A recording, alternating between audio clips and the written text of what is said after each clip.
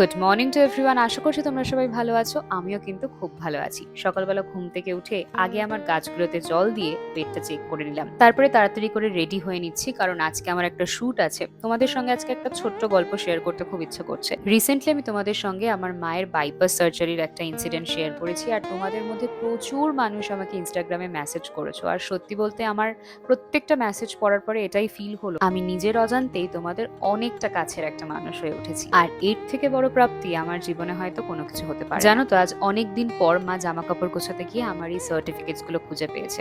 আমি যখন এই সার্টিফিকেটস গুলো দেখি, নিজের উপর এক অদ্ভুত কনফিডেন্স জন্মায়। ভাবতাম ছোটবেলায় কত কম্পিটিশনে পার্টিসিপেট করতাম, কত কিছু শিখেছি কম্পিটিশন গুলো থেকে, আর এখন তো সময়ের অভাবে কোনো কিছুই করা হয় না। তো যাই হোক, দুপুরের লাঞ্চটা তাড়াতাড়ি করে কমপ্লিট করে নিলাম। আজকে ছিল ফ্রাইড রাইস, তার সঙ্গে চিকেন কষা। খেতে কিন্তু খুবই ভালো হয়েছিল। তারপরে আমার পার্সেলগুলোকে গুছালাম, গুছিয়ে সহেলি এসেছিল, ওকে পরিয়ে ঘুমিয়ে পড়লাম।